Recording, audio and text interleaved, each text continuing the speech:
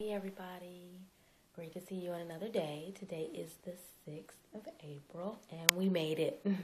We made it to another day and through another day. Heading to bed late, um, but earlier than usual this week, which is great.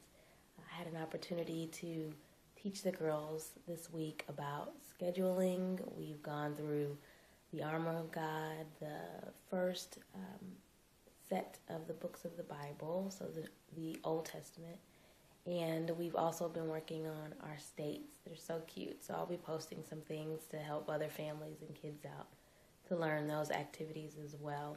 And it's so much fun to see them start to realize that time is not just something that happens on a clock, but a commodity that you actually work with and that you talk through and that you can schedule through and decide about.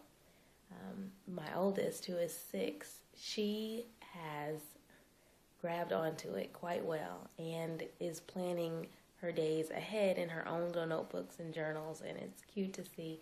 And they'll come to me and say, "Mommy, let's write on the dry erase board.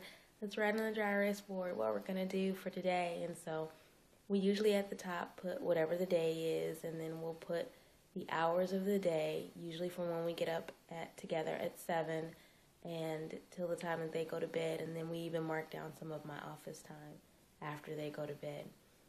So I'm up earlier than them, but as they know, I get up in the morning and do my devotions and do my office time and things like that and work out.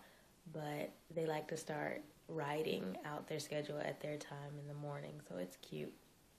But it's fun, and I like that throughout the day they'll look at the clock and they'll say, "Oh Mom, we need to be doing such and such at this time. Oh Mom, it's time to do this." It's beautiful. It's a wonderful, wonderful way to stay on task. If I fall off at all, I have a couple little ones that will remind me. Both the 6-year-old and the 4-year-old will remind me.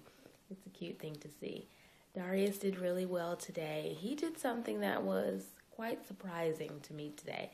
When his tube feeding was done today, he has an NG, and I'll put down below kind of what an NG is and talk more about it later. But he took apart his NG and his tube that connects to it from the machine to feed him the milk. He closed the end cap on his NG and held up the tube as I'm walking to the bed, and he says, "Here, Mom," and he hands me the tube. I was shocked, and I'm like, "Darius, did you do this?" So I'm running to him, checking to make sure that his NG tube is not leaking on him and the bed and everything else around, and I realize he's closed the tube. Wow, he's only 2. His dexterity is amazing. His memory is amazing. And I'll tell you, on a regular basis, we do hug him and lay hands on him and pray over him about his brain and his body and his organs. And it is so wonderful to see those prayers coming to light and to fruition. The thought was that he might have some type of serious mental delay or physical delay, because when he was in the womb, he lived in a pocket. Of course, it was the amniotic fluid, but the amount of amniotic fluid he lived in, it's what's called a 1-by-1 pocket. So for the last portion of his time before he was prematurely born, he lived in a 1-by-1 pocket. And they really were concerned that with having that, he would not only have small lungs and not be able to really develop, but that he would be constricted.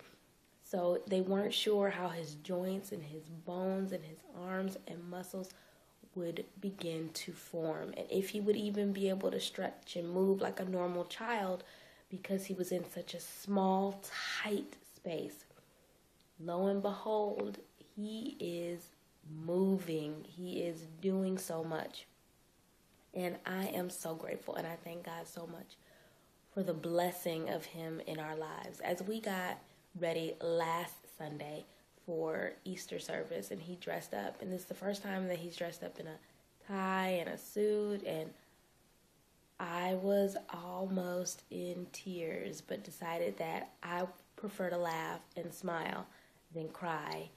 Even though it would have been tears of joy, I've cried enough over the years, and I'm deciding now to laugh and to smile about things more often than choosing to cry about them. So Sunday was amazing, seeing him dressed up with his sisters, and I'll be posting videos and pictures of that. And there was a song playing, and I'll put the pictures to this song, but it more or less said, you know, Lord, how long did you even take to plan this moment right here? And I thought back to when Darius was first born and all the struggles and all the things we went through. And as I held his hand and he walked next to me with his suit on, looking so handsome, and I thought, Lord, all the moments in my life and in his life that led up to this, that you planned for us to even enjoy this one moment together, was just beautiful. So that's just something I wanted to share with you today. Be blessed, and I'll talk with you tomorrow. Bye-bye.